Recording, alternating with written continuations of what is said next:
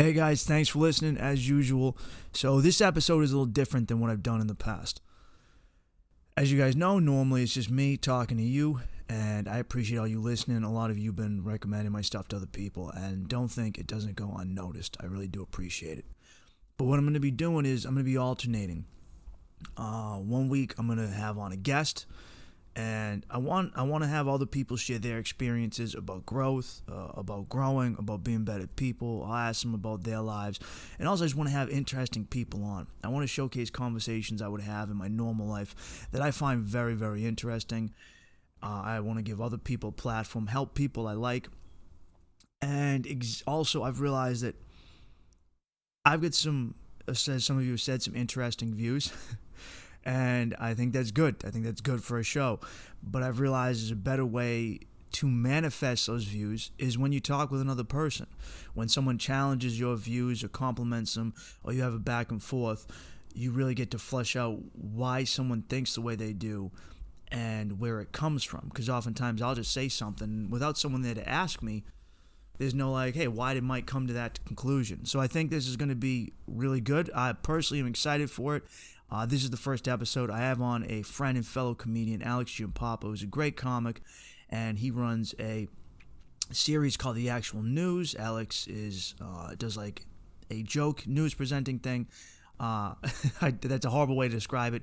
It's like The Daily Show, but better. And we talk a lot, man. We talk about how we feel that the political divide in America is forced. We talk about our issues with the elite. We shit on the political class quite a bit, and we kind of get into some deep philosophical ideas about the downfall of civilizations in general, the current downfall of Western civilization, and what the future holds for America. So this might not be for everyone. It's definitely going to be different than what you're used to listening. Maybe that's not the case. Maybe you just want to listen to me answer questions and be goofy. Or maybe you prefer this, or maybe you just like both. Either way, I'm going to keep doing these. I have some excited people I'm going to have on with some really cool stories. Some really fucking cool stories, man, that I've heard. And I'm like, dude, I want other people to hear what you get to say and what you think. And I want to hear, man. Like, I want to have you on so I can fucking hear. So I can hear this story, man. Because some of these guys get some good viewpoints. Some of them have some just interesting. And I just like fucking learning about new people because it helps me learn about the world, but also learn about myself.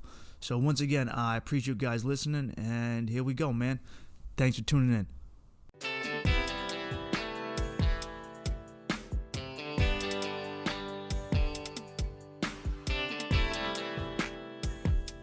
Ladies and gentlemen, welcome back to Get Your Act Together with Mike Bain. Thanks for listening, and here we are.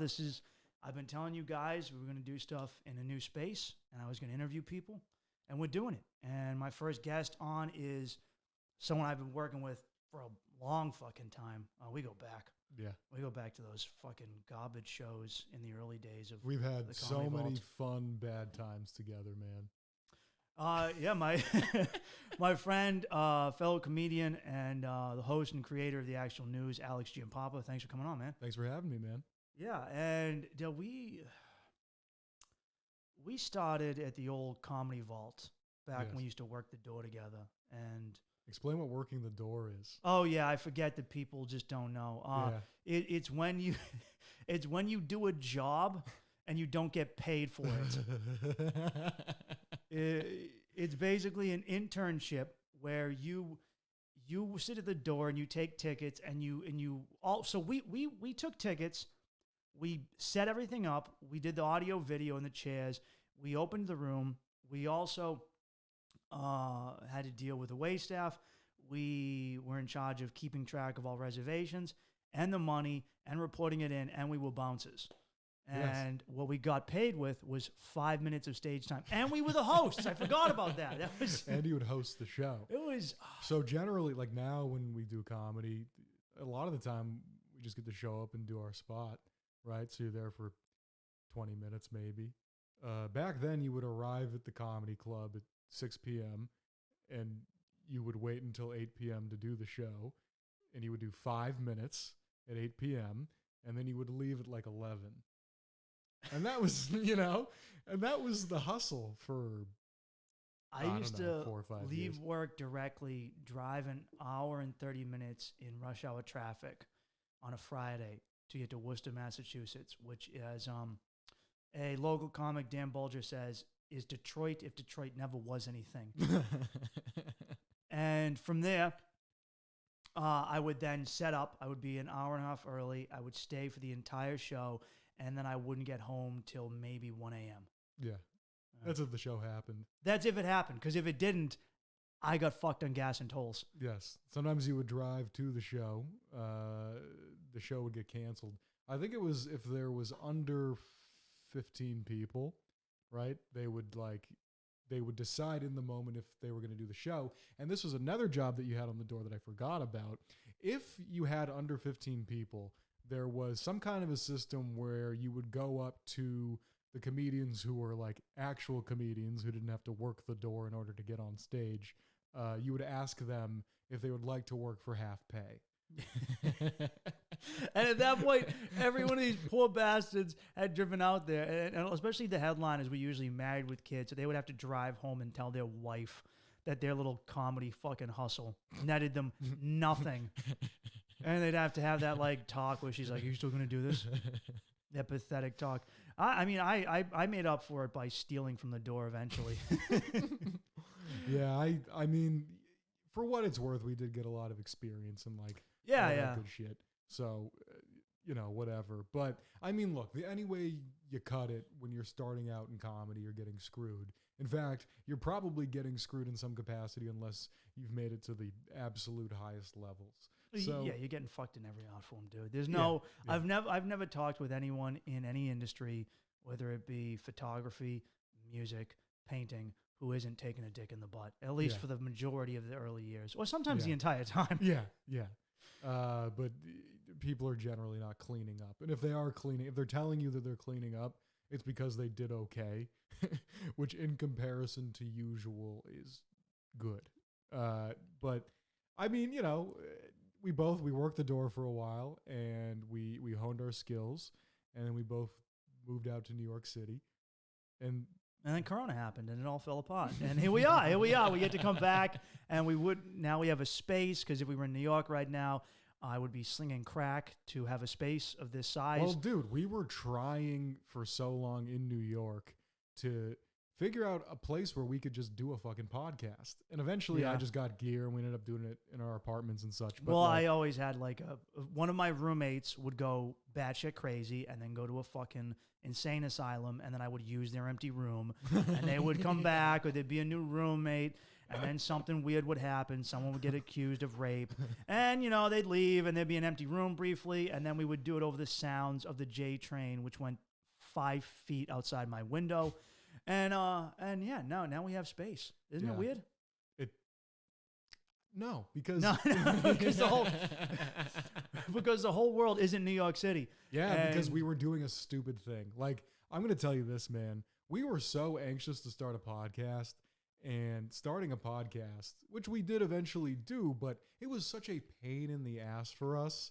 It doesn't need to be. When you have the internet and when you have equipment that is so easily accessible, right? When all of this is so easy to do, the only reasonable explanation for us not being able to do it is one, we're stupid, or which an absolute contribution. My second day in New York, I thought my car got towed because I didn't walk an extra 7 feet. Yeah, we spent that day in my apartment. Calling the police and like, I just arrived in New York and I've lost everything. You fucking bastard. I remember when we walked to where you thought it was, and you showed me your GPS, and I go, this isn't where the pin is. Yeah, and I was like, well, it's not going to be where the pin is. Come on. Yeah, it was incredible. But my big fucking issue was I liked New York for some reasons, and efficiency was one of them, and I'm one of those people who I don't like to waste a lot of time. And in New York, I didn't feel that we were wasting our time, but I did feel like everything was disgusting except for the conversations that we had. Like, everything about the situation was gross. Physically, it was gross. On top of that, you would walk around and constantly see homeless people next to the wealthiest people in the world, and they were an equal level of miserable, which to me says that this place is a dreary, dark, and depressing place. Yeah, it is. It gives birth to very, very enthralling and hilarious conversation. You know, it's funny. You just reminded me of a tweet I just saw of a woman who wrote that the reason people in cities vote Democrat is because we see the people who are affected by their policies. And I go, and you haven't done anything about the homeless yet, you fucking bitch. Dude, New York is the worst example. New York is a city where people physically step over other people. Like, I remember there was an episode of that show, What Would You Do? And there's just a homeless guy lying there, and like 50 people stepped over him before one homeless woman was like, "Are you okay?" Yeah, dude, right over him. It's hilarious. I love when people try to give. There's this thing now on Twitter where, I mean, I think that you should abolish the blue check mark, right? That's like the strongest political stance I have right now. It's a very good one. Yeah, I will not worship false gods. Who are these fucking people? I've seen multiple blue check people that literally just post an opinion. They like to do it as a thread. Yeah. The thread is big now because you're on a platform that has made you be concise, but you are so annoying that you have to make a thread about it. Oh, when you announce the thread? Yes. Oh, thread. God. We know it's multiple tweets. Now, and I've done threads, but look. Do you announce them? No. Oh, all right. Thank God. Whenever anyone says thread warning, I'm out. Yeah. You had me at thread warning. Yeah, 1 of 47. Really? Really? But like, it's just such an insane thing because you'll see this thing where a blue checkmark person will post a take, and it's not even remotely good. But because of the way the algorithm works, that take automatically goes to the top. Mm-hmm. And that's a personal issue for me because we're so close to having this. We're so close to having something that resembles a meritocracy in social media, right? Its potential is incredible, but all we're doing right now is like making nerds rich and also letting Lena Dunham be heard. Like, there's so much better shit you can do. They haven't blocked Lena Dunham yet? No, man. They blocked Alex Jones. But you can't get rid of Lena Dunham. Dude, all right, if we just did a vote, and I'm not saying it wouldn't be divided, I think it would go exactly like the presidential election. I think 78 million would want to hear Alex Jones remain on Twitter and Lena Dunham be banned, and 70 million would want the opposite. But I think I think you're being very generous for Lena Dunham right now, Alex. I think they would weaponize it. Lena Dunham went the way of J.K. Rowling. She was woke, and then she did the white girl woke shit that she made it about her, and then she fucked up because she said like that the dumb white progressive girl thing where she acted as if her situation as a rich white progressive woman was as bad as a transgender third world black woman. yes. And she also didn't double down on the team, because if you're going to be on the team, right? If you're going to be on the what do you want to call it, liberals or woke or whatever the hell it is, you have to double down every single time. And there was a writer on Girls who was accused of, I just say sex now. He was accused of sex and or like something. I have no idea. Actually, I think it was like an actual bad situation. Huh. But she immediately came to his defense. And it's like, no. You're Lena Dunham. You're not three-dimensional. You're the person that made Girls, and your role is now to do the Kathy Griffin thing. That's your role on the team, because that's what you're contributing. You know, keep in mind, if Lena Dunham wanted to cultivate like an original personality, she can do that, but it's not by getting a sitcom on HBO because your parents are rich, right? If you want to come up the organic way, there's no blue check, okay? It's you jumping on Twitter as an egg with 0 followers and slowly shitposting your way to the top, like the rest of us had to do. It's speaking of blue check marks, I just found out someone commented on my TikTok, and for some reason, 34-year-old bald bearded white Irish working class guy from South Boston, great on TikTok, not on anything else. 40 subscribers on YouTube, 1,800 on Instagram, 56,000 on TikTok. Yeah, you'll get more on YouTube. And they're slowly trickling over, but someone commented on one of my posts on TikTok, and he had a blue check mark, and I looked, and he only had 16,000 followers, and I was like, I feel like I'm fucking someone's wife right now. I feel like I'm a bull, and I'm fucking a cock's wife right in front of him. Like, oh, look at you with that little dick blue check mark, you bitch. Oh, it was such a good feeling. Because I've always, I've looked up to the blue check marks as like an aristocracy. Yes. I'm a French peasant, and one day that guillotine's going to come, and we're gonna get up there. That's what they are. I mean, dude, there's no actual reasoning for the blue check mark, right? Previously, it was to show that someone was famous, and that was their real account, right? It was verification. So, someone would make... It's funny that, Donald Trump's account is real Donald Trump, which I've always thought was funny. I was like, they couldn't get him the handle. They can't get him Donald Trump. Who owns it? But yeah, so originally it was for that, but then they didn't like Julian Assange, so they removed the blue check for him. And that then made it into a badge where it's like, oh, so this isn't just good people. Right. It's just who we like. And then, dude, I've seen...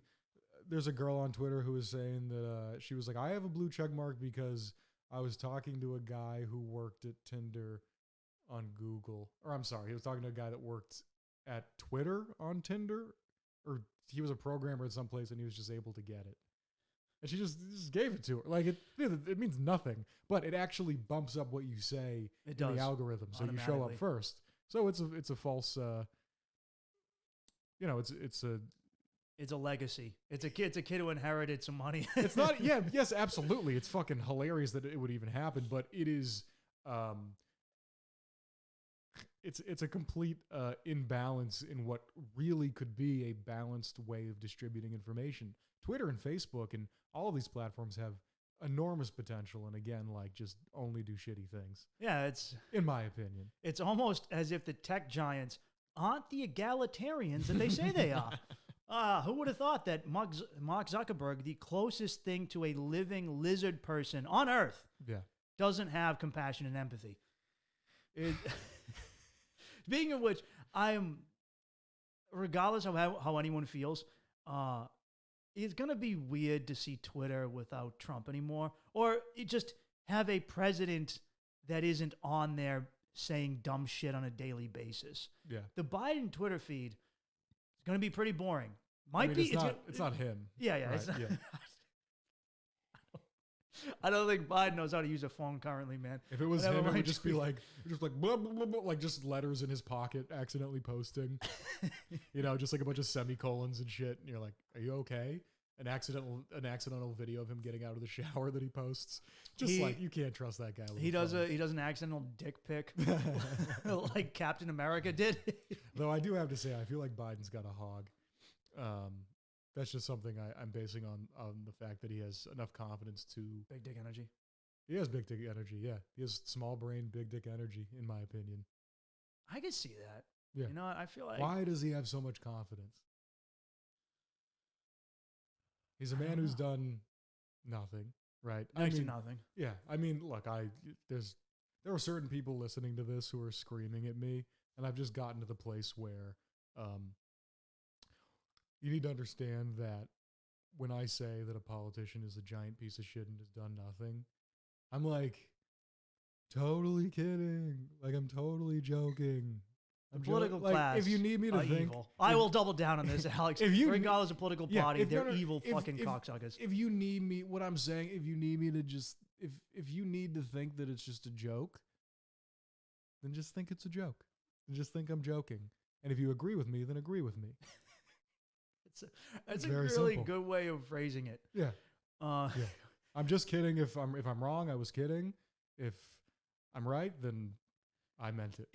That's fine. I feel like there's been a giant political coming out of the closet for America right now, where everyone's just like, fuck it, I'm done. Yeah. I'm not, I was recommending dystopian novels to a friend of mine, and he said, Mike, at what point am I just living in the dystopian novel? And I go, yeah, I think we are. We honestly, and I go, yes, because all of the shit that you read in 1984 and Fahrenheit 451 or Brave New World, A lot of it, it's already existed and it's been existing, except the worst part about all of that is that it's not the population being forced into submission. It's a population choosing submission. Yeah. And which is even worse. That's the worst fucking part of it all. It's a population that's like, yeah, I'll be safe and you can take away my rights, but yeah, I still want Uber Eats. Yeah. You get me Uber Eats, I get McDonald's to my door. I don't have to tip the poor prick who comes to me and fuck my freedom of speech. Yeah. I don't need it. I don't need to walk outside and be outside in nature without in groups of people or unmasked. I don't fucking care as long as I have Netflix. Yeah. Like I've thought about this many times. Is there a single piece of futuristic science fiction that isn't like a dystopian reality? And like, not really. No, they just wrote the fucking book for us. There's no happy future movie. Dude, Zuckerberg probably read 1984 when he was like, 2 or whatever, and was just like, oh yeah, I'll just do that. You know what I mean? Like, we gave him the fucking playbook. So we're here now. But it is funny that there's no positive. Like, the most positive one is WALL-E, maybe. And WALL-E is a future where people have become so lazy. Have you seen it? The robot cartoon movie, right? Where everyone's a fat fuck. Yes, everyone's a fat fuck who can't stand up. They've lost the ability to stand. That's probably the most realistic dystopian movie It ever is. made. It is. It's the most realistic one. It's the realest one by far. Yeah, and by the way, it's very, very pleasant. Like, it's presented to audiences as a fun way to look at what the future is. It's like, we're all going to be so fat we can't stand up. And it's like, hey, can someone make a play here? Can someone say something? Because the closest thing we had was Bernie Sanders trying to yell and basically start a communist state. And most of the country was like, let him just try it. Like, we have no one offering any solutions for any of this tech shit, because it's really not as simple as breaking up a company. Like, it's not just breaking up a steel mill or some shit. It's existential in some ways. It's funny to me that so many people thought Bernie was like a Joseph Stalin, a Vladimir Lenin, a Mao Zedong. And I'm like, guys, the man is harmless. Yeah. Like, I know, like, there's nothing. Yeah. Mao's has like these great quotes, like, all political power comes from the barrel of a gun. Stalin had a fucking horrifically secret police force. Lenin has shit. We have Pol Pot. And then you got Bernie, who's just like an old Jewish man from Vermont who get pushed off stage by 2 angry black women. It's just a guy you think is going to guillotine you, man. This motherfucker. Yeah, Bernie allowing 2 angry protesters to push him off the stage is the perfect metaphor for his campaign. It's just like, oh, if the second gets woke, I'll just give up on healthcare. I have mixed feelings about him, but yeah, it's like, it's such a thing where, I was so fond of Bernie in many ways, but especially his last campaign. If there was one thing to sum it, if I could sum it up with a picture, it would be a flaccid penis struggling to get hard and just never getting hard. It was just like, yeah, you could do it, man, and just nothing. Yeah, maybe it was hard and he just never came, because it was pretty rock hard after that Nevada caucus. Yeah, dude, the Bernie's caucus after that caucus, Bernie caucus, dude, he was just what is the word I'm looking for? When he was pulsating. You know what I mean? He was a thick, hard cock. He was a throbbing caucus. They did what they did. Obama had to take him out. No one else could take out Sanders, honestly. And I'm going to say this, again, I think he probably ultimately wanted a communist state. Like, that's actually a view philosophically that he holds somewhere deep in his psyche. But I'm smart enough to know that he can't do that. He can't do it. We're not even fucking close to it. No. We are the opposite of that. So if you get a communist in there for 4 years, Jesus, let him swing around a little bit. Maybe get public option. Like, you're going to send Joe Biden in there like, I'd like to,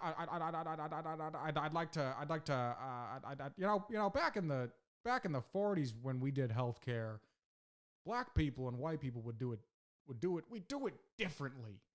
And that's what we need to do.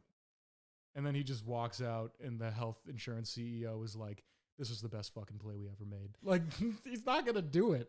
You have to push with leverage. You have to really put people in a position where their best option is to agree with what your political movement is.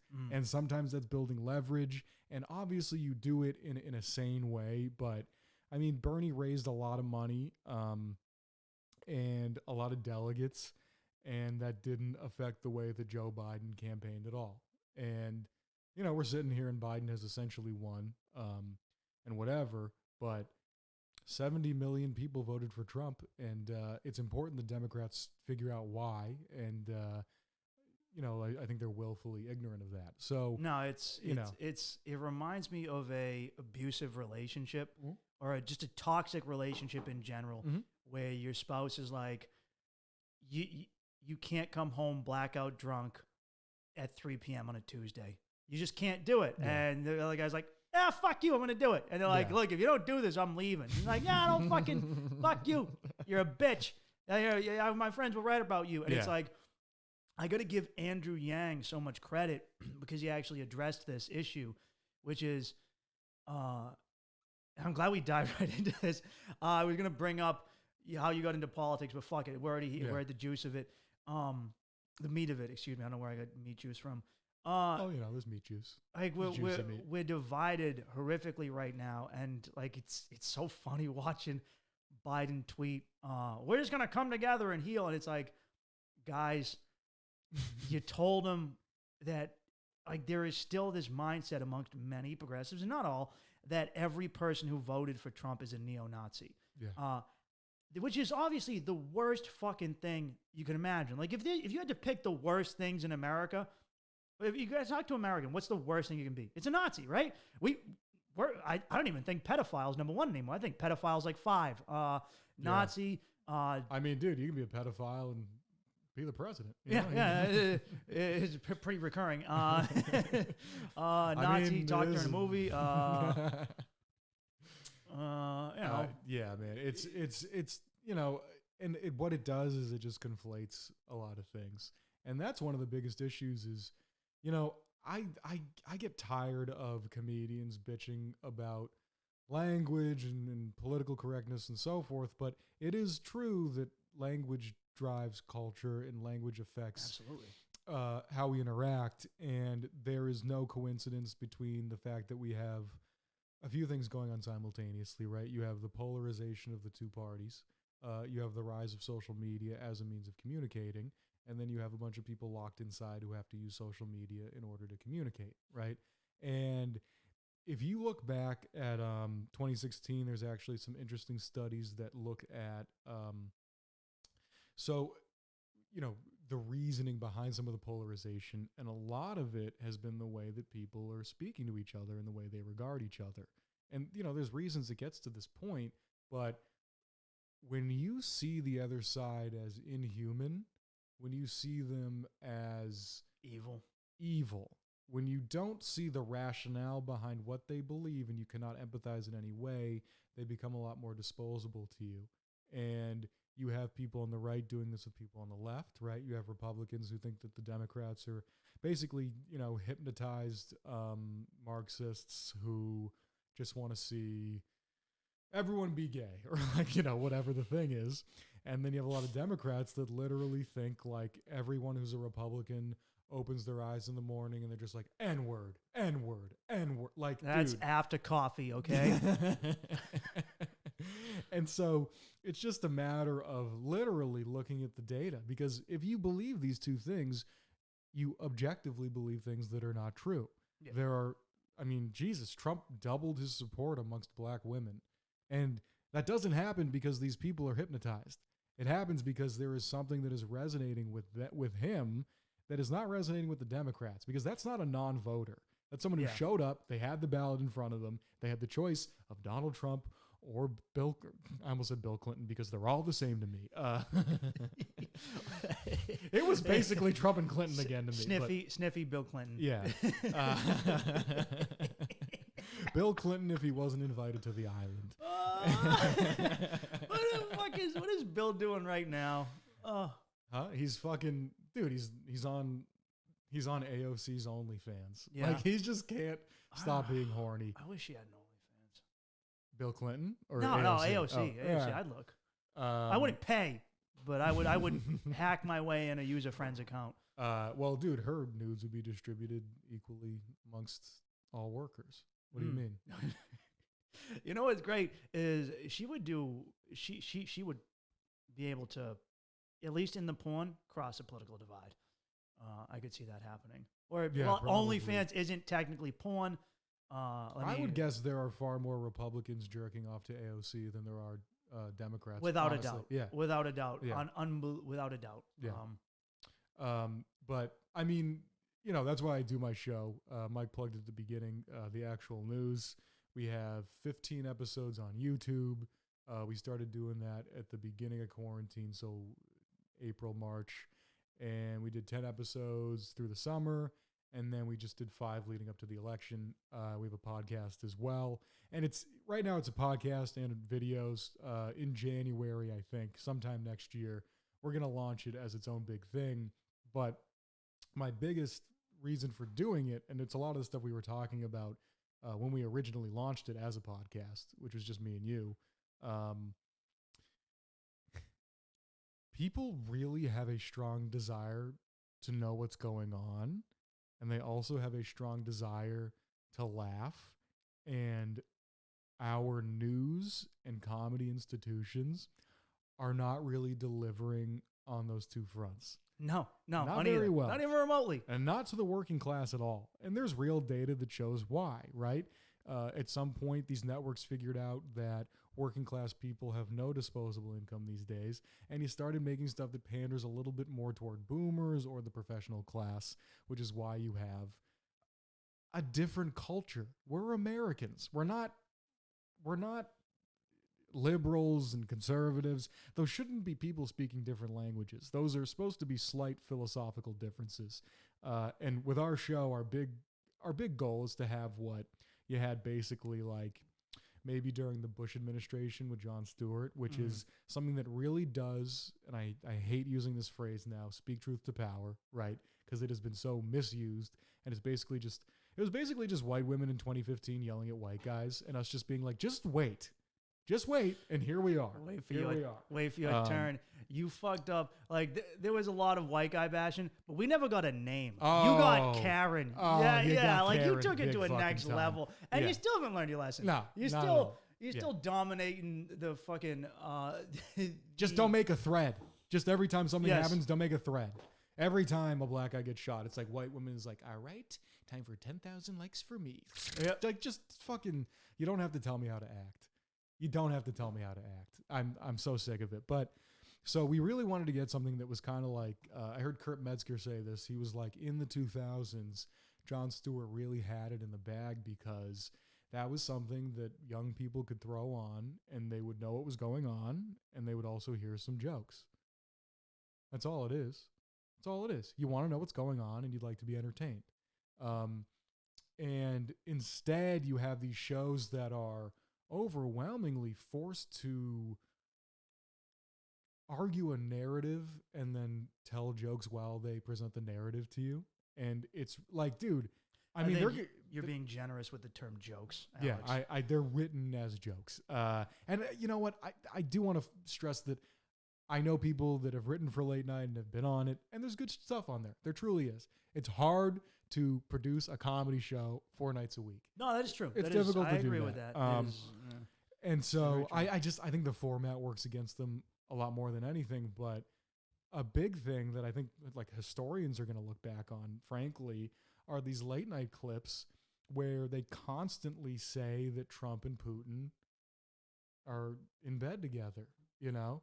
And it's like if you saw a bunch of clips from 2003, and maybe these exist, of comedians saying that Iraq obviously has WMDs. come on, they obviously have them. It's like, this is a thing with no factual basis that our government and our media has really, really pushed. And now it's getting to the point where it's coming through the comedians' mouths and going to the audiences. And there's something about it that just doesn't work.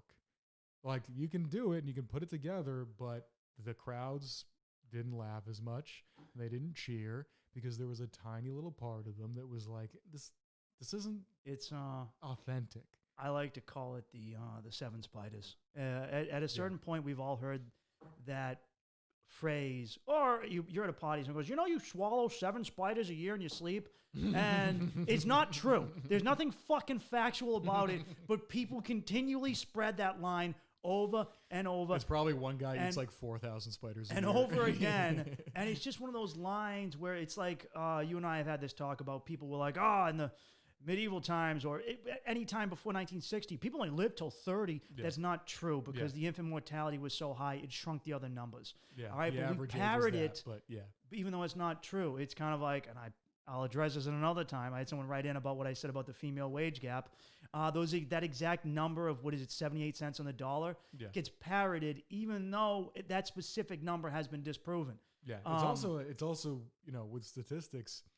Statistics are tough because you can use a fact and then present it disingenuously. Oh, right? Absolutely. So you can cherry pick statistics, right? And you have this confusing situation with the wage gap where women in their 20s are out earning men in their 20s. And so it's trending so that like literally women are going to earn more. And it's like, okay, so if you want to correct this on the older person's level, what do you want to do? Do you want to take this person who considered their career in their life making a home, and do you want to then force them to be a CEO? Is that what you want to do? And there's just some woman named Margaret who's like, I just wanted to raise kids and have a nice home. And it's like, nope. Now you run. John Bajuice's social media department. And she's like, I don't want to. Like, this idea that you look at, and sorry, I got you off track, but this idea that you look at every single fucking profession, and if it's not 50% men and 50% women, you freak out. Stop it. Stop. Most medical physicians are women, and that's what I want. Yeah. Sorry, go on. No, you're right, because dudes aren't fucking empathetic. They don't care. Dude, nurse, they're the worst. Yes. Dude, I remember when I broke my penis, and I don't think I talked about this on this podcast. I maybe did. And I went to the ER, and a woman came in, and I poked around, and it was very painful. And she goes, I'm going to get the doctor. And then a guy came in and was poking around, and he goes, is that hurt? I go, yeah. And he's like, I'm going to get the doctor. I'm like, who the fuck are you? It's just male nurses, just people just coming in and poking me. God. No, man, like, women are better at being empathetic than men are. Just, it's true. It is just, you were naturally given that. I think you're just better at that job. Not to say some of us can't do it, but I'm fine with that. It's funny you just said that 50-50, because the CBS show Survivor just said from now on, 50% of all their casts will be non-white. And my friend who's applied 8 times, like, I'm not fucking never getting it. His dreams of Survivor have been reduced by 50%. Yeah. So that's such a strange, because what is non-white? And it said people of color, but then that's open for interpretation, because as we've seen now, Cubans were always Latinos, but they voted overwhelmingly for Trump. So now people are saying they're not real Latinos. And there's kind of this, Asians by some standards are minorities, but then sometimes I've seen it be said when they're persecuted, they're minorities. But I've also talked with an Asian girl comic who was in a festival in Atlanta, and there was a big fuss because it wasn't diverse enough. And people said, we don't count, and a black girl made the statement, we don't count Asians as a minority. They don't count as people of color. So there's no... Yes. Dude, and you're talking to an Italian man. And let me tell you, I've been through the white ringer many times. Yeah. I didn't know you guys were white when I was a kid. White people will immediately tell you that you're not white. And then all people of color are like, yeah, you're white. So I think I'm white. I'm clearly... White is a visual thing, really, if you're going to nail it down. It's the WASP draft. The WASPs, whenever they saw things starting to get scary, they'd be like, one of these people that isn't white, we're bringing you up. It's like they grow down to the miners, and they'd be like, hey, Germans, there's too many mix. And Yeah. if they get together with the blacks, then we're going to, all right, so Yeah. you're up. And then they were like, all right, the Italians came, Irish, you're in, then Italians, then Polish.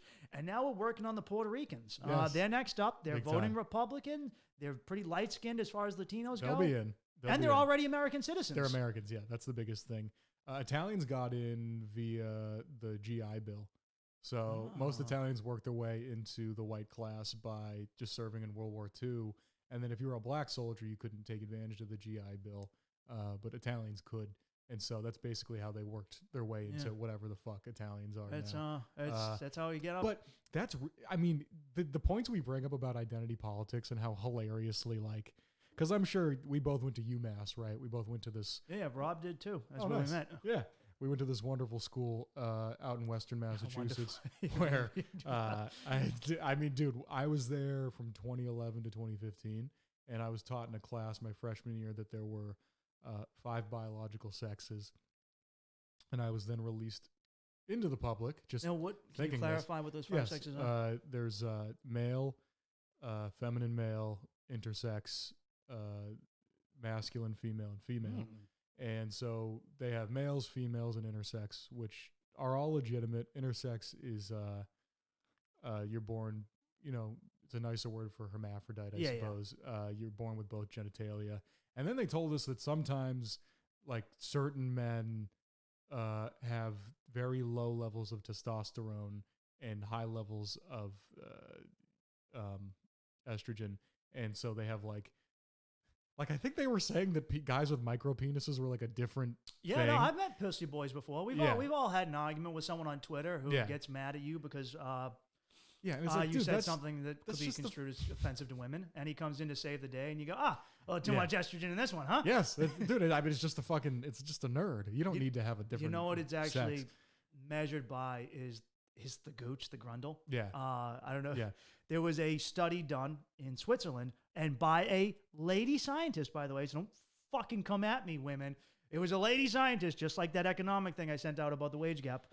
And they were showing how testosterone, and this is due to the Industrial Revolution, the plastics and chemicals we use have 2 specific molecules, compounds in plastics that when a woman has a baby, it gets into her body. We all get into it.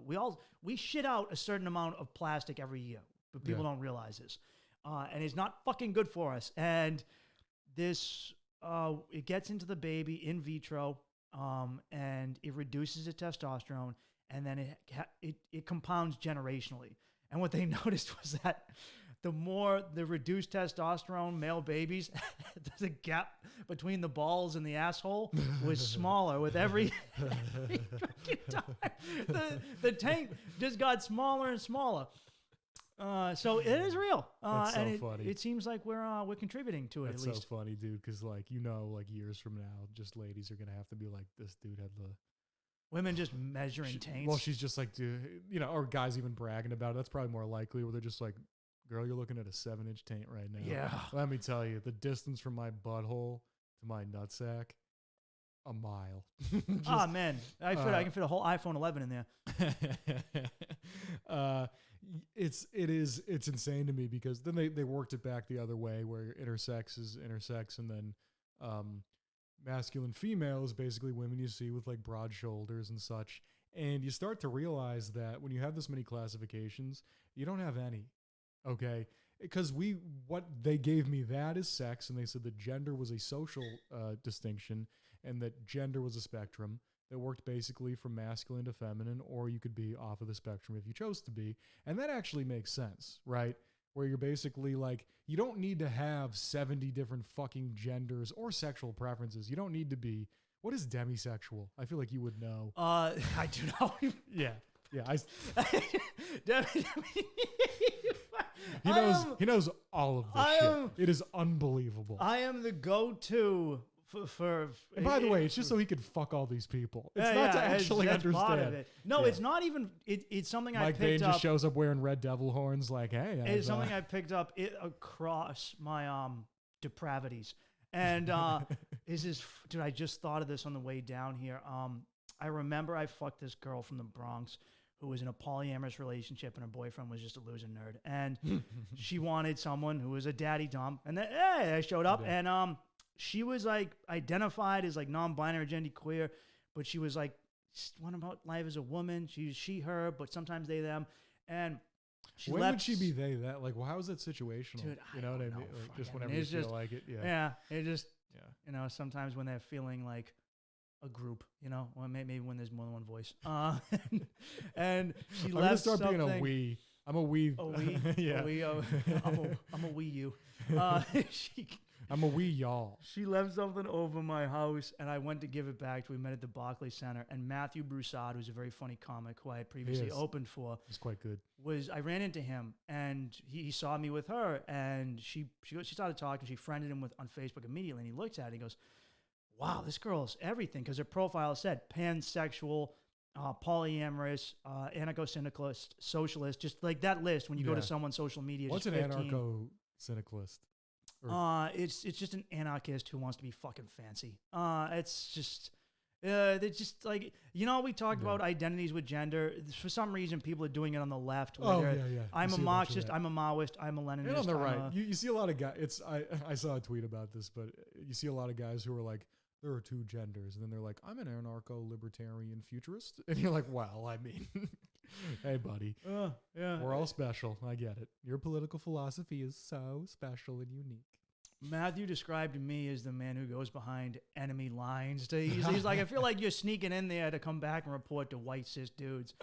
And I go, no, man, I'm just a fucking whore. And anyway, demisexual is someone who, and I've used this for myself, is someone who needs to be mentally or emotionally attracted to someone to want to fuck them. It's so much better than just being like, I'm not shallow. What a fucking shakedown. Yeah, it's fucking great, dude. I love it. I love it. So fucking funny. First of all, that's obviously a part. Like, that's an aspect. It's not a sexuality, man. Yeah, that's not a sexuality. That's like, if I'm just attracted to your mind, that's like saying I could be tit sexual. You know, if I'm just into titties. That would be a fetish anyway. I'm just attracted to a specific part of a woman. Yeah. It also, like, it's funny to consider that the only reason someone would ever identify as that is because you have to be publicly identifying as something. Mm-hmm. Yeah, right? So you publicly identify as whatever the deepest fucking thing is, and then that makes you attractive to people who are heterosexual probably, and you're probably just heterosexual too. Because who gives a fuck? Like, dude, everyone is bi. Everyone's bi, and some people never punch the card, right? Yeah, everyone's a little bit queer. Dude. There's a lot of queer shit going on. I've never had a temptation in any, like, and it sucks coming from a guy because you always doubt what they're going to, it's like saying you don't have a small dick. Everyone's like, you have a small dick, right? But I feel like I'm the straightest person I know, right? I've had no desire to do anything ever, but I'm not dumb. I know if I was in prison for 30 years, I'd have to bust. Like, I'm not a fucking, dude, like, I would need a tight space, okay? I'm not an idiot. I'm not like, nope. I would just give myself to the Lord or whatever you think you would do. Yeah, just be real with yourself for a minute. You meet a cat who's wearing a mop on his head and he smeared Skittles on his lips. Yeah. And you go, you know what? You could be Jenna Jameson. Yeah. Or maybe we start getting a little progressive and we get some men with vaginas in the male prisons. Okay? Now that would open up a lot. Now you're thinking, man. Now that's a Kamala Harris move. You know what I mean? That's going to be Kamala Harris's transgender platform. Prison reform? Yes, baby. Yes, baby. Dude, any person who identifies as any gender has the right to create military weapons for cents per hour. Like, that's what you deserve. Any American deserves that. Not just cis men can be slave labor. No, dude. Anyone can be slave labor. Anyone should be forced to be a slave, and that's that. And that's how far we've come. So my theory on the obsession over identities, over people defining themselves by politics and gender and sexuality, because I never got it. I was just like, it never. Well, there's a part of us that is going to inherently not get it because we're white guys, right? Like, well, let's just at least like. Yeah, but I know white dudes who do that shit too. No, I know, but we don't get the real authentic reason people. Yeah. Right? We're not used to being. Those white guys are faking. Yeah. They're doing it for attention. It's like you see a guy in his 30s become a they them. That's a guy. That's a guy that made his profile say they them. So like You could just get something going. Well, Just something to, you know. I think it's a result of most modern people don't feel like they have a culture, a civilization, or a sense of us. Everyone's just That's what it is. everyone's we're a world of nowhere cities filled with nowhere people, and no one is. I always felt like I Are we jumping into inherently Decline of the West now? Yeah, I was Because- gonna. I mean, dude, I base my life around that. But, oh yeah. Well, let's back up. Let's back up to what you were saying about people needing to identify with a group, right? Because that's an important. human beings need a tribe, Yes. and if they do not organically have one, they will create one. And sometimes it's fucking a Dragon Ball Z fan club. Sometimes you're furries. Sometimes you're Muslim. Sometimes you're transgender. Yeah. Sometimes and you like trains and also think that there should be no taxes and you're a libertarian. That there's just some They people. do like trains. They They like all planes trains. too. Yes, I know. I saw some guys photographing planes near Logan Airport, and I Yep. go, definitely fucking libertarians. They loved the airline bailout, which doesn't make any sense, but And so I've mentioned on this podcast before that libertarianism is a phase, Yeah. like being emo, or how some people use gender identity, where like back in the day, if you're Gen Z and listening to this, people would just put on black and they would be goth or emo or they would be punk rock because they wanted to belong. And then eventually people were like, well, I'm going to be queer right now. And I'm not saying all queer people, just the fakers, because they're Yeah. fucking fakers. All right. They're fakers and they're fucking up for the good people. And that now we have that and libertarian is aspect. There's an Yeah. aspect when you're a teenager. I feel like a lot of dudes, especially white dudes, go through this where you're like, Yeah. ah, man, they're fucking in my business. And then Yes. you realize you realize what would happen if Bezos could just cut loose.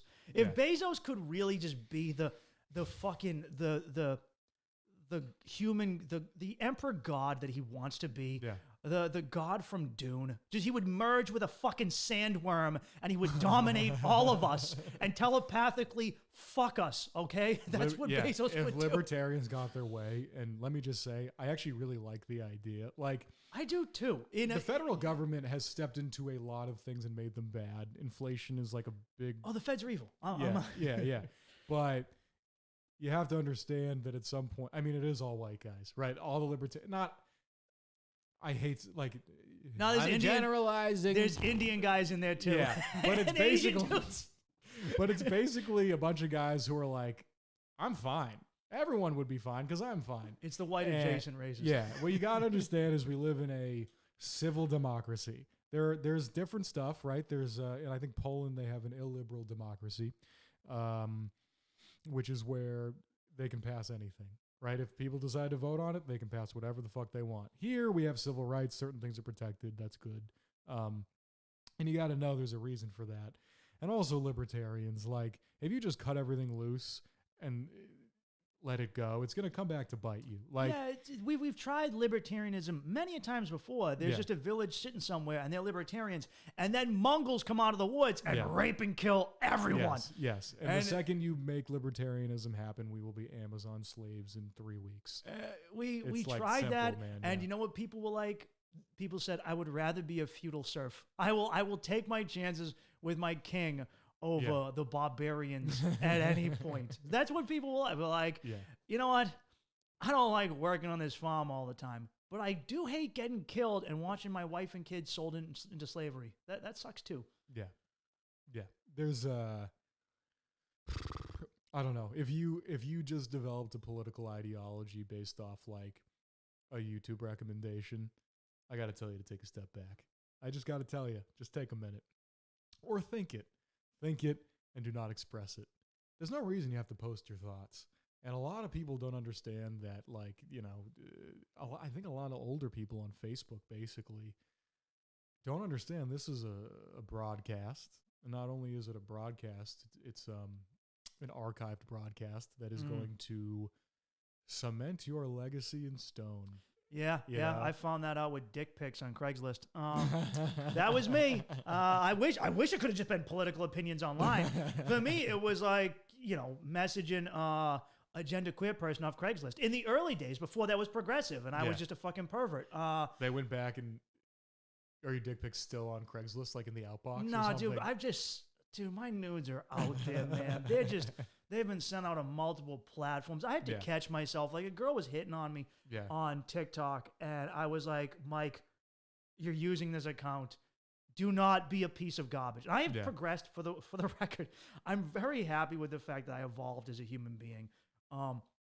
Because some of it was just pure fucking, I'm a dude in my 20s and I gotta hump shit, I'm gonna punch a wall, I'm gonna fuck the wall.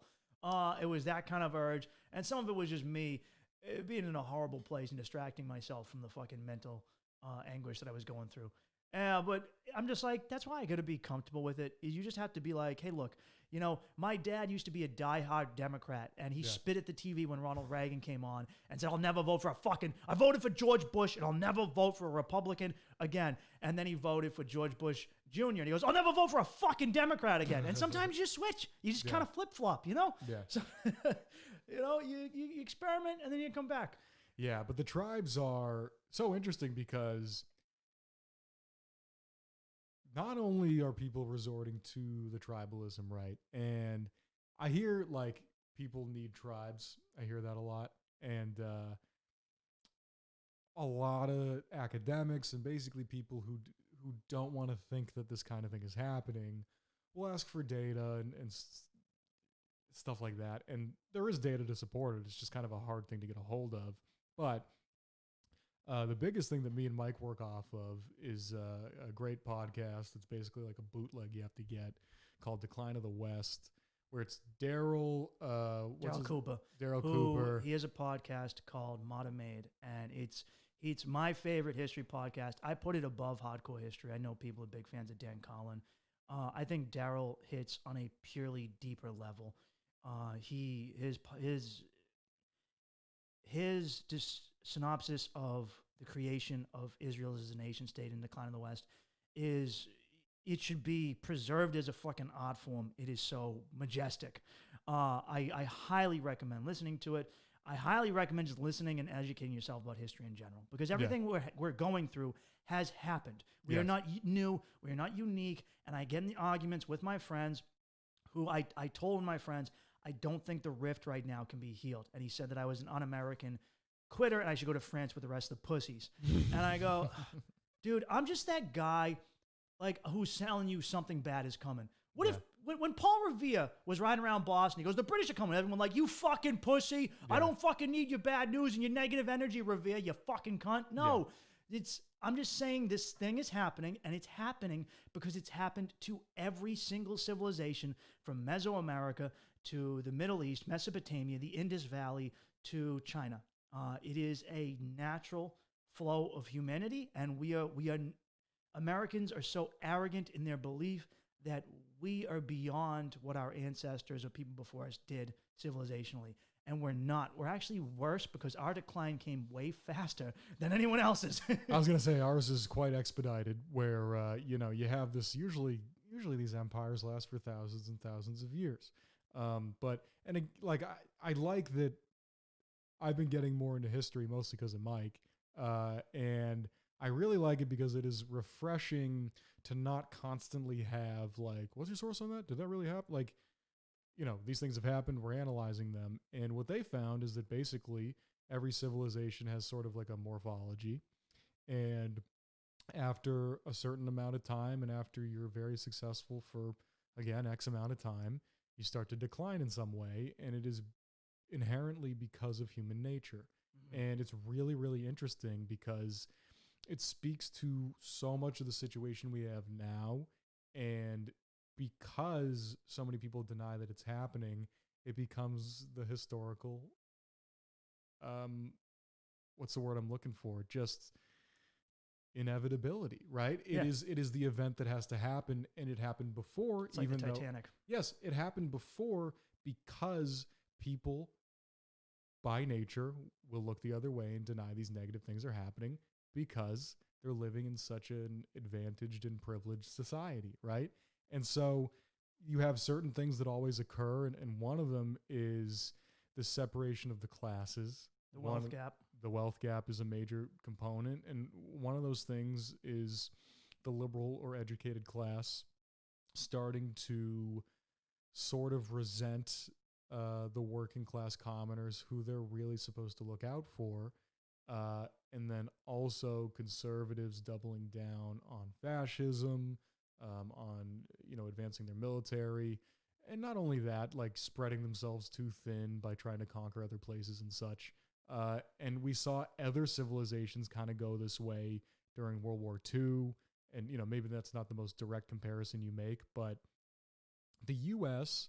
is now in a place where we have a powerful military, but we don't seem to have an overarching identity. And the identities being mixed up, especially with symbolism, is something that occurred in Rome and all these other civilizations as they broke down too. And what I mean by that isn't that, we got to get back to just white guys and running everything. It's like, no, but we do need to join together as one kind of an identity. You cannot have these classes of people that not only communicate differently, they now have different languages. Like liberals say you shouldn't use these 8 words, but also liberals are the ones that were properly educated, or not properly, but were more educated, and so they have wider vocabulary, so they're able to make points in a more efficient way and a more effective way than working class people are, right? Yeah. You literally have the tribes creating different cultures and customs for each other, and that can only lead to more divisiveness, right? Especially when you force them onto someone else. Yes. As I would say largely, the issue at play here isn't even, it's not Trump himself. It's not Democrat or Republican or liberal or conservative or left versus right. It is how they described as the dominant or creative minority, the elite, the flag of a better term, bourgeoisie, and the native working class. Yeah. And there is a resentment because most socialists, or like there are true good-natured socialists, and then there are a lot who, when they get around someone who's actual proletariat, for instance, me, I am through and through a working class person, and it's not just that I have a job, it's a culture. And in my experience, when I met people who came around people like me, they were disgusted by me. I'm too crass and uncouth. Yeah. And I had that experience a lot too. And like people wouldn't expect that from me, but man, like I would show up to my classes and I would speak well and I would do well in the classes. And then I moved on to companies where the same thing happened. And these people, and it's a certain kind of person, really fucking despised me. And an additional thing was that they despised me seemingly because I was succeeding. They hate when you're smart. Yeah. I love it.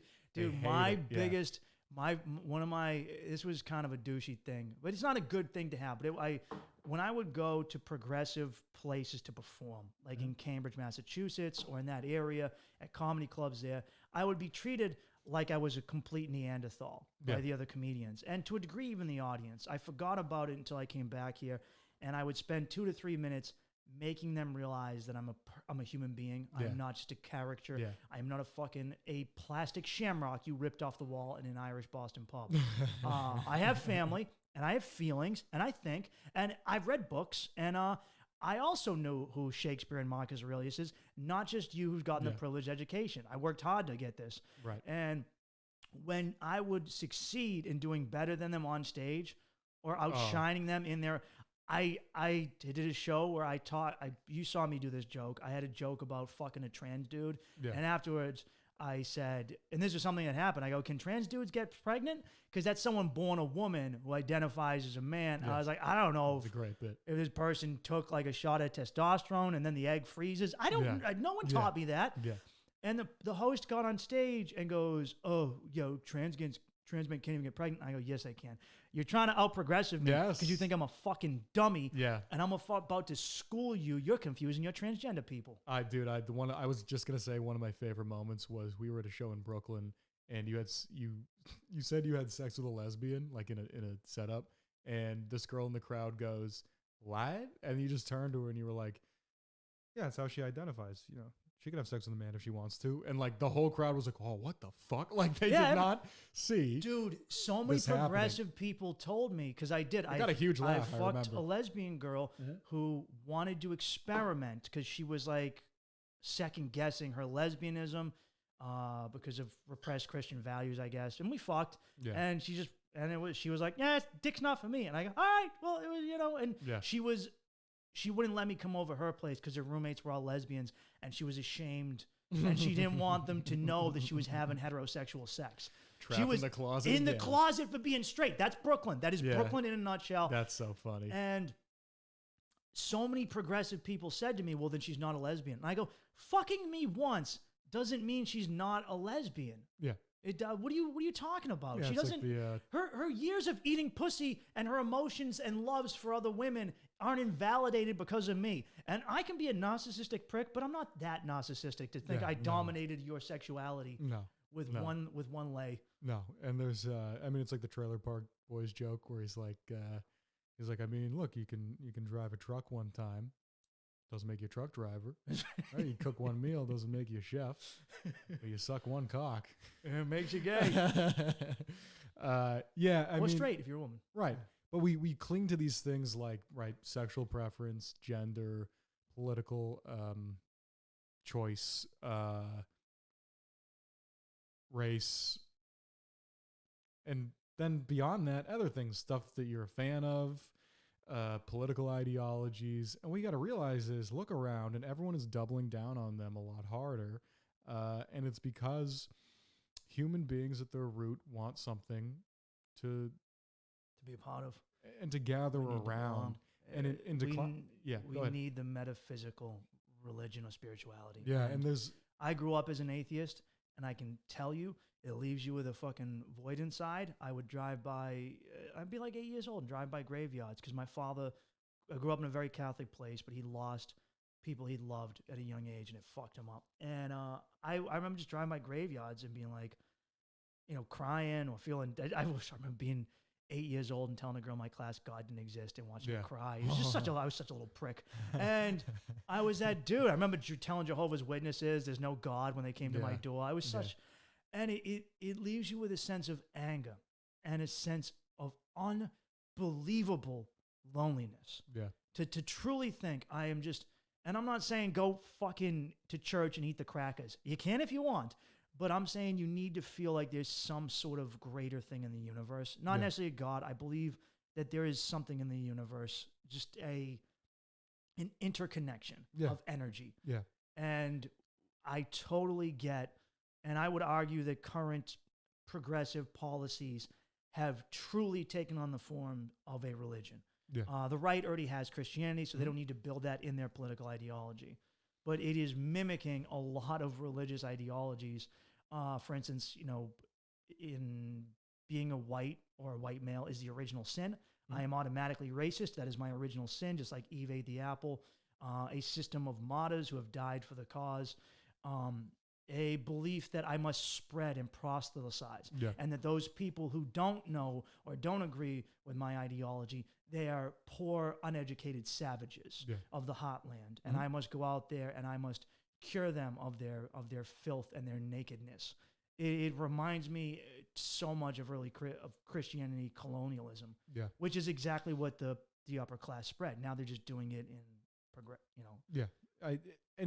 the thing is, like, there's actually there's a human instinct to do this that can be utilized in a productive way, right? Like, because you could have people just really rally around Medicare for all, or, whatever policies you want. And it actually is something that needs a huge amount of people to get together and advocate for, not only advocate for, fight for, right? But you now have a thing where it's a very confusing situation because naturally something is supposed to occur that makes all the people come together, right? Cataclysmic event or an outside force. And you're thinking maybe that could be Trump, but it wasn't. And then maybe you're thinking it could be COVID, and it just wasn't. But it could have been COVID is the thing. Now, whatever you want to call them, if I say elites, it's going to sound conspiratorial. But if you look at what the upper class, the people that run the country did, they took all of the energy that we had at the beginning of COVID, and this was rebellious while also fearful energy that, one, we were dealing with this existential issue, and two, economically, it was also a massive issue because we know this fucking government doesn't give a shit about us, right? Almost everyone realizes that. And what that then became was everyone going home, unable to communicate with one another except through these social media platforms, where the platforms would filter out what the communication looked like. So instead of joining together and figuring out a solution for COVID, you end up coming up with individual solutions for COVID amongst your group, which then get weaponized against the other groups. Mm-hmm. And the only groups that never got separated were class. They didn't start it, but they added flames to the gender war with Me Too. Mm-hmm. They added flames to the race war with All Lives Matter, Black Lives Matter, this weird divide we have there. They separated us by political affiliation with the election, right? And you've already sliced it 3 ways, and that should be enough. But then you're not even accounting for the fact that these platforms are often built to engage people when they're angry, right? I've heard this especially about Facebook. Say Twitter even more, at least in my personal experience. Twitter, I think, tries to direct you to discuss topics more than it does specific users. Facebook will more often, from what I've seen, again, I'm not entirely sure, Facebook will direct you to see opinions you do not like from people you know, which is a whole other thing. Yes, it does. Yeah. And I think the more I snooze people, the more they show up after they're done fucking getting snoozed. Yes. I've noticed this. Yes. I put on a 30-day snooze and I go, open the app. I'm like, what are you doing here? Yeah. So you have this confusing situation where they've taken all of this energy that we have, and it's the energy we're supposed to use to rise up, and they've sort of redirected it to your neighbor. And as long as the upper class watches the lower class divide themselves, and it's going to be men and women screaming at each other about what sex should look like in the modern era. And I think actually a lot of the things Me Too has done, I think some of those things are productive. And I think that, because we're simultaneously falling apart, but also progressing in some ways. If you're integrating women into the workplace, which we have not been doing for that long, and clearly women are better at some jobs, like we just know that they are, there has to be we have to address in some way the fact that there's sexual attraction, there is a power dynamic, and we at least need to talk about it. But because we have been thrown into these tribes, our ability to communicate about it or even see some sort of a compromise goes away, right? So we don't even, like, if you talk to someone that's at an All Lives Matter rally, that's opposing a Black Lives Matter rally, whatever the hell you want to call it, and you ask either side, do you want to compromise today with those people? They're overwhelmingly going to say no. And there's no road for redemption. Right, exactly. There's no, and I don't like to call it middle ground because I don't even think the two sides of everything. I think it's stupid, but I think really just getting on the same page and understanding that you have 78 million people that voted for Joe Biden, and you have 70 million, I think it's 78 and 70, could be 74, but 75 and 70. Okay. But whatever, you have 75 and 70, and 80% of these people don't want any war. And neither of these candidates are the really anti-war candidate, right? Yeah. I'm not even going to say single-payer healthcare, which is like 70% of people, but just say, stop taking my money and blowing up people overseas. That's all of us. You could literally rally around no more wars if you wanted to, but they don't want you to rally around the real things. They want you to dance. They want you to dance for each other. And it's so manipulated on such a deep and emotional level. It's really difficult to talk to people about it. But I think that, human beings are discovering ways to do it. I mean, do you know how fucking mad the elites are that Joe Rogan is the guy? Oh, well, he not just only pisses off elites and people like that, but what he really pisses off are journalists. Mm-hmm. Because journalists are hacks, and that's why I believe so much in what you're doing and podcasting in general is people don't want to listen to journalists because they're influenced in a way where they're not going to be honest with you. Very few people. Well, I'm like, a lot of liberals recently realized that a lot of conservatives hate Fox News, and they don't. Fox News just appeals to conservative baby boomers. Young right-wing people hate Fox News. They don't consider it real by any stretch of means. No. So when I hear people be like, "We got to shut down Fox News," it's like, go ahead. No one fucking cares. They're reading the red elephants. They don't care about Fox News, motherfucker. They're cable news. And it's back and forth, like young leftists not watching CNN and MSNBC. That's just old boomer shit, man. Yeah. Most people hate and distrust journalists because they know they're frauds, and they hate it that someone else can come along and do their thing better than them. Yeah. And I mean, the best journalists in the world are very important. And there are some good ones. I should not all of them. obviously, but the industry itself is really, really fucked up. It's been compromised. Yeah, I mean, what was supposed to be a weapon to protect us has been taken over by the people it was meant to protect us from, to be used against us. Yeah, and Joe Rogan, it's like we were saying, where they just fucking hate anyone that appears to be working class. Could not be more like that. This is a guy that made it happen. Like whether you like him or hate him, he worked very hard. He succeeded in like 5 different things at an extremely high level, right? He was the host of a reality TV show that was super successful, Fear Factor, then the UFC commentary, the podcast, as a stand-up comedian. Yeah, the sitcom. And the sitcom and, a bunch of news radio, right? Yeah, news radio. And so this is just a guy that worked hard throughout his fucking career and built this thing, and they cannot stand that he did because he did not do it within their institution. And it's mind-blowing to me that there's a panic over this guy who wasn't given the keys.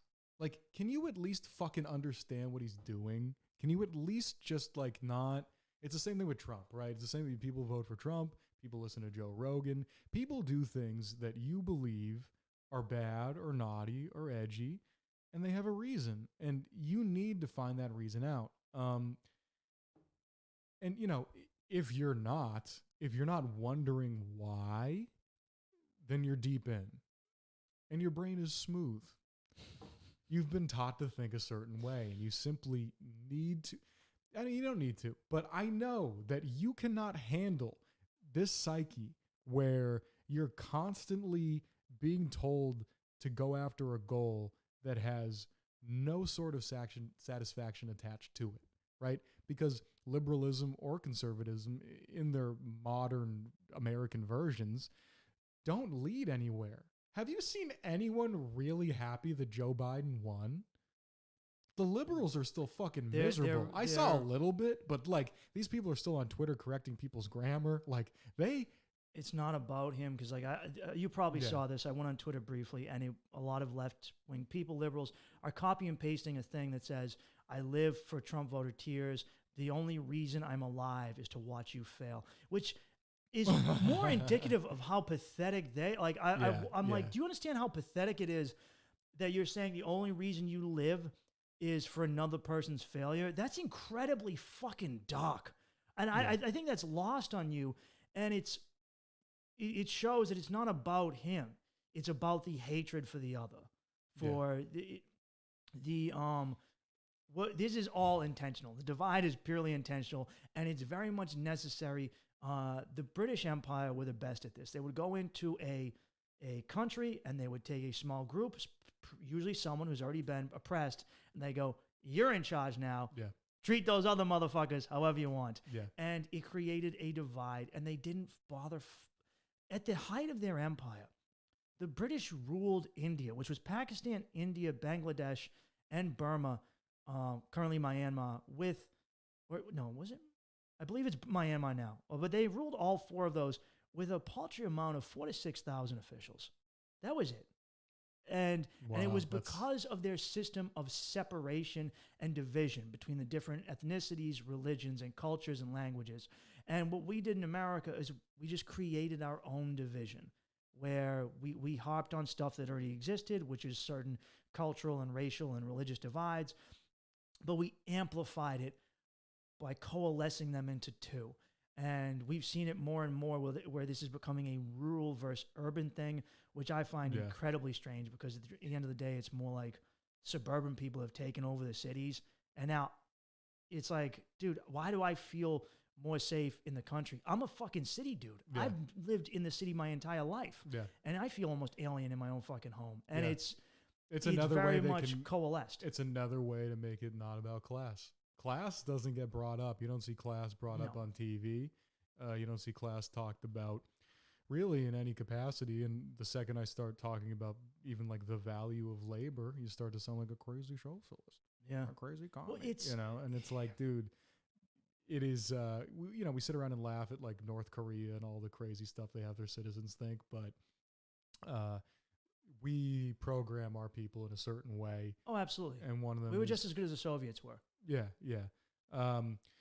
So you ever try talking to one of your parents or an old uncle or aunt, and you realized this is very common with boomers, that they're past a point of their brains, they just can't take in something new. They have been cultivated in such a manner that they cannot receive this. Yeah. Like I explained to my father that Social Security is a dynamic of socialism. All right. And it's fine to not like a lot of aspects of it. Yeah. But there, and most a lot of right-wing people, especially a lot of right-wing populists, also like this shit. We're actually fighting over shit that we all want, which is the weirdest. Like I have a friend who gets drunk and he'll argue with me over shit we agree with. And I'm like, I have a buddy like that. Yeah. And you're just like, it's like, this is a microcosm of a greater thing. Yeah. And I've experienced that with boomers so often and it hurts because it's like, and it's not like I'm trying to warp you to a different team. I'm not going home and telling my fucking Christian parents that they need to be liberal. It's just showing them that the system doesn't work and that it worked for them because it was a fluke in time. All right, we turned the engine on, it worked, and then it shut off, and it's fucking broke. All right, the radiator cracked. All right, and I'm trying to explain to them, and they just don't fucking get it. Yeah, I mean, they haven't had to think critically, right? They're like, people call them the protagonists of reality, which I think is like a really, really, really funny and effective way to describe what's going on, which is that they have been the main characters in their own story, and you've had this 75-year phenomenon in the U.S. where the economics were just at a point that we're lucky in a lot of ways. Extremely where lucky. You could have a single income household and raise a family and basically set out to do whatever you wanted to do. And that is amazing. And we can still aspire to do that, but that message has been gamed like it has been before, but they have not had to think critically about their leaders, about their media, about a lot of things because it's been fine. They've been comfortable, you know. If this, you know, when this takeover happens, and as it's happening, like you said, it is essentially because the people won't resist because they're too comfortable, right? I mean, a boomer hearing about a revolution doesn't want that. They already heard about that. They beat the revolution. You ever seen Forrest Gump? Like great movie. Recently? One of my favorites. One of my favorites. Have you ever watched it like recently? Not that I know the movie front to back, so you can say what it is. Let me run back a couple of things for you because I listened to a great podcast with Dave Sirota. He wrote a really, really cool book that I want to get and read soon, but he was talking about how a lot of 80s culture has like bled into our current, not just culture, but like economy. Like there's a lot of stuff about how government can't do anything right in 80s movies. The A-Team is about how like they had to call in like a private militia to take care of like some of this shit, right? They had to call in mercenaries to police their streets. Yes. Yes, that's what it's about. Like it was fucking Fallujah and it wasn't 1986 and things, rough neighborhoods. The cities were still rough in the 80s. Yeah. But in the grand scheme of things, it was not the third world. Yeah. Forrest Gump is in some ways a boomer fantasy about how they beat the left. So Forrest Gump one, you have to remember that Forrest Gump is a white guy who is not intelligent, right? We've established that. Not first clearly thing, mentally right? handicapped to Yeah. some degree. Right. And he then I'm becomes I'm the finally seeing the greatest movie in my mind. he becomes the greatest running back at Alabama, and he's white. Look, no.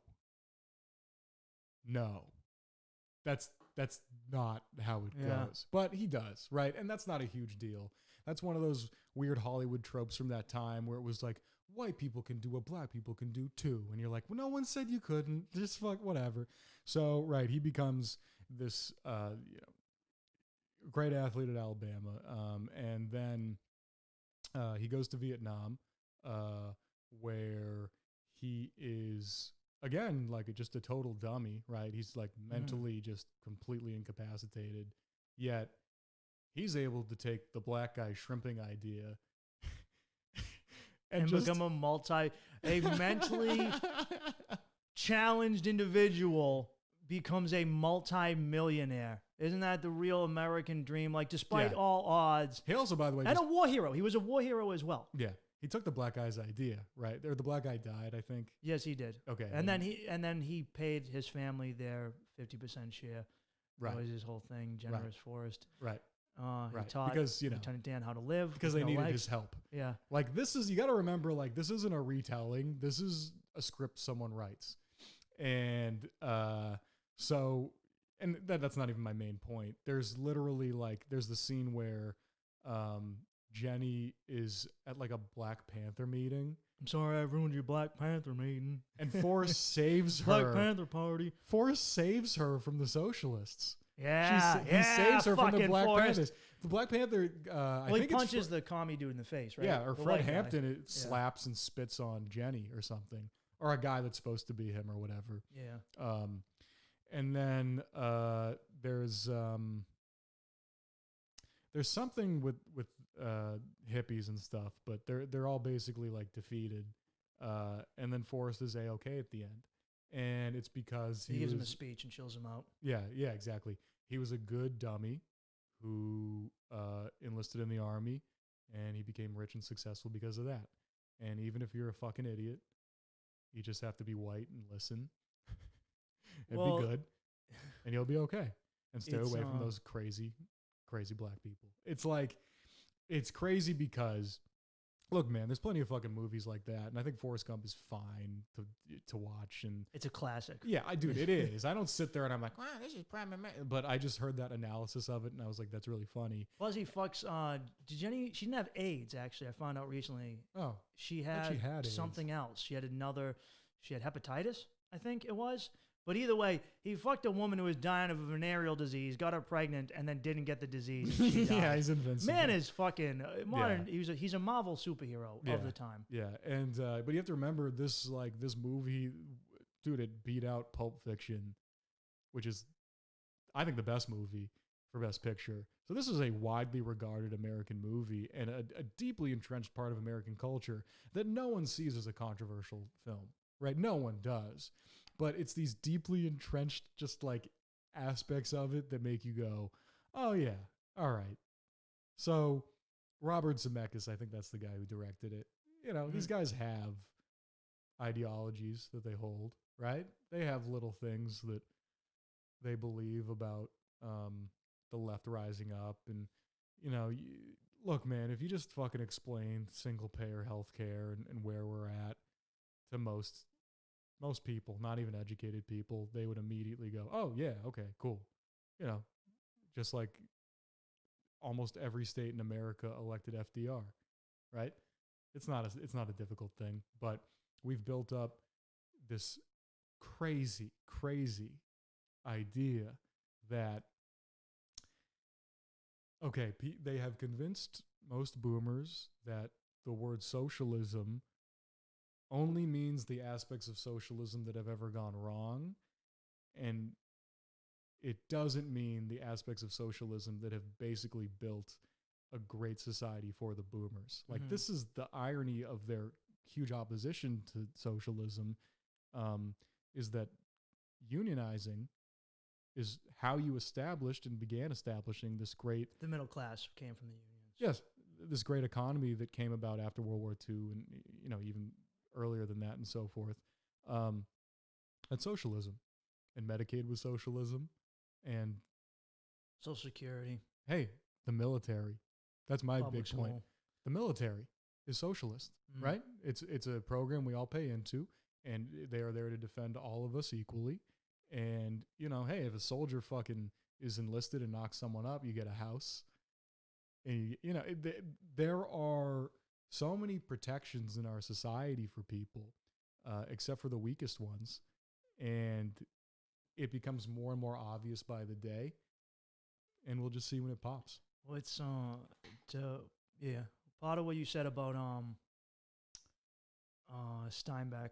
No, I'm sorry, I was going to say something about Steinbeck. Is talking about Forrest Gump. It reminds me of Steinbeck in East of Eden. He said, "America doesn't have poor people; it's disgraced millionaires." You know, we're not. We're all just, hey, you know. That was an old saying in America. Was, you know, people be like, "Oh, if you're smart, why aren't you rich?" I've been told that so many fucking times. Like it's just this assumption that, oh man, I'd be a millionaire, but I like Bud Light, buddy. Yeah. That's what it is. That's what's holding me back. And Yeah. I guess we can finish on this to what you were saying about why people don't want these programs and they won't work. Because just as there are bad parts of socialism, there are good parts to it. And just as there are good parts to capitalism, there are very much bad parts to capitalism. All right? Yep. And the idea is hopefully to take the good and build something together. You'd think. All right? And get rid of both of the, you know, just like mixed martial arts. I take some good shit from jiu-jitsu. I take some good shit from karate. I make a new fighting style. Here we go. I get rid of the bad shit.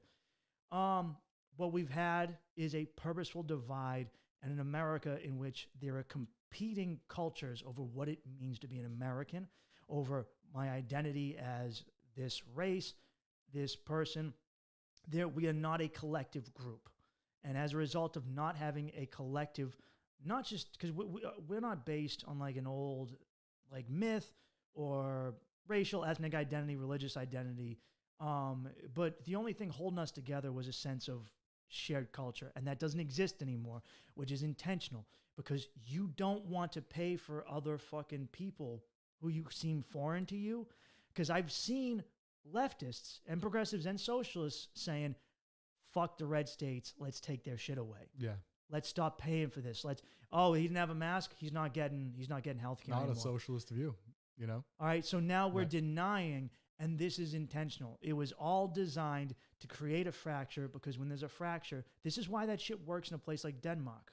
Because they're fucking Danish, and there's 6 million of them, and they're boring, and they look at their neighbor, and they're like, we're all elves, yeah. And they're like, I'll pay for him. He eats dry cod just like me. And there's no real separation, and there's no, you know, we're all we're culturally boring, same homogenous society. And in America, there is nothing to really latch onto anymore that fully quite unites us, especially after this election. And that has to be found. There has to be, because as Americans, we're having a hard time defining what makes us from even Canadians. Yeah. You know, ask someone, what's the difference between an American and a Canadian? Be like, they're fucking pussies, man. They like maple syrup. And it's like, well, they're a lot. Is that it? Is that it?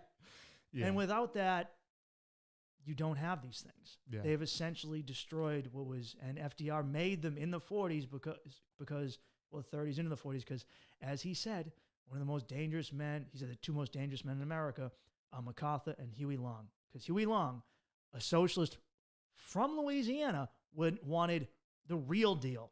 Huey was going to bring about gung-ho shit. I'm not saying Graves, but he wanted full-blown, like real socialism. Yeah. And FDR was like, I'm going to give you some.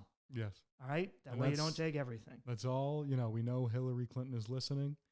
And that's all we need from you. That's all we need from the elites. Just a little bit, man. Yeah, you just got to know you've overstepped. Stuff's getting out of control. You'll maintain this whole thing you built. You just do a little Medicare for all, and maybe a couple other programs. You keep us happy. We're an easy date, man. We don't need steaks. Take us to Five Guys, baby. I'll stock up on free peanuts, man. Come on, man. You know, Public we'll option. Split a fry. It's all good. Come on, baby. It's a little something. We've been talking for a while, man. I'm really happy you were here. I'm really glad you did this. Where can people find you? And tell them about actual news, anything you haven't said already. Yes. So you can find me on Twitter, Instagram, Facebook, mostly Twitter and Instagram under Giamdaddy, Giamdaddy. I'm generally just posting jokes, sometimes little analyses of things, but generally just comedy about this insane situation we have going on. And then it's going to be next year sometime, but if you're listening and you're interested, please subscribe now because all the stuff is set up, and you can also go through all of our previous videos. The actual news is on YouTube, and then you can also find the actual newscast on Apple Podcasts, Spotify, etc. And that is, as it's looking, going to be a big project next year where we have comedians bringing you real news, real information, and it's going to be funny too. So yeah, please find me there, engage, let's do it, let's hang out, and yeah, that's all. Guys, check Alex out. I can't recommend enough. I'm not just saying that because we go back. I'm saying that because his shit is fucking quality. And if you're tired of people giving you information that is dry and just bullshit, look out it's like the Daily Show, but it's actually fucking funny. And the information is far better. It's not coming to you through a Viacom lens. Guys, thanks again for listening to Get Your Act Together. I appreciate you guys very much. Peace out. With a hood, yeah.